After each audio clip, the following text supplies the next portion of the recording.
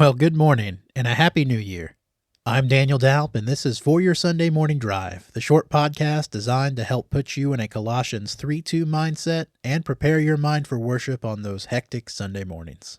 We are brought to you in partnership with the Ministry League network of podcasts. As always, you can look in our show notes every week to find a link to all of their great resources that can help you grow spiritually. Well, this is the first episode of the new year. And if you're new, I want to extend a hearty welcome. And if you aren't, well, thanks for sticking around. Let's go ahead and get into it. This is episode 38, A Back Row Perspective. Let's go to church.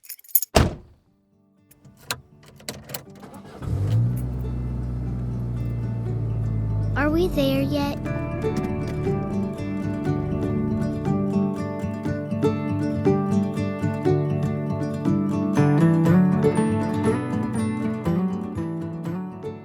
The week of Christmas, I had the good pleasure of attending Washington Avenue Church of Christ, the church I grew up in, for their midweek Bible study. And my family came in and we sat in a pew near the back.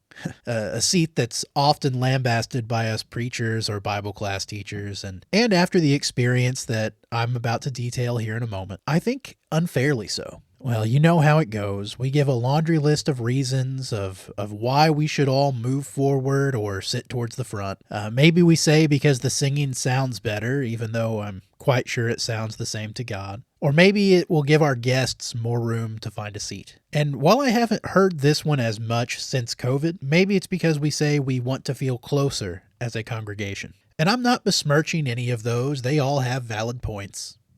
But if I may, for just a moment, say a few short thoughts in defense of sitting in the back row. You see, it was the day after Christmas, and in terms of church attendance, that means dear friends, brothers and sisters in Christ that have moved away from the area are now back in town to visit. And I was blessed to be able to have that back row perspective. Because of this, I was able to see my brethren worshiping together, to see all of my childhood friends, now grown, married to wonderful godly women, with kids of their own, involved in ministries that are pleasing to God. All of us gathered together on a rare occasion to worship our God.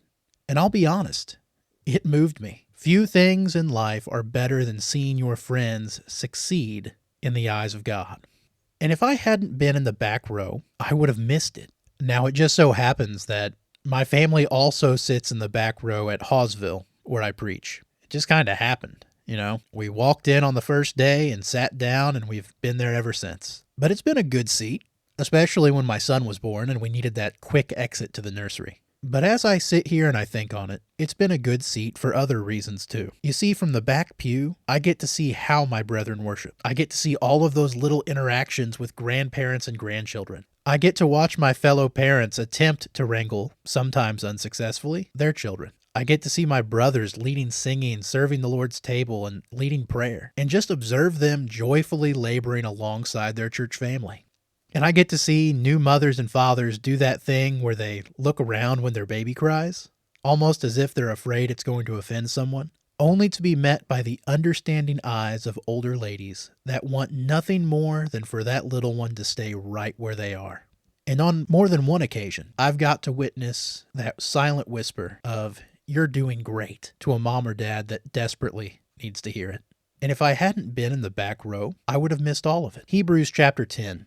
24 and 25 says, "And let us consider how to stimulate one another to love and good deeds, not forsaking our own assembling together, as is the habit of some, but encouraging one another, and all the more as you see the day drawing near." You see, that's what the back row allowed me to do, to see my brethren stirring me up to love and good deeds. You know, maybe the back row isn't such a bad seat after all, because under the right conditions, it can be the best seat in the house. Well, those are my thoughts for your Sunday morning drive.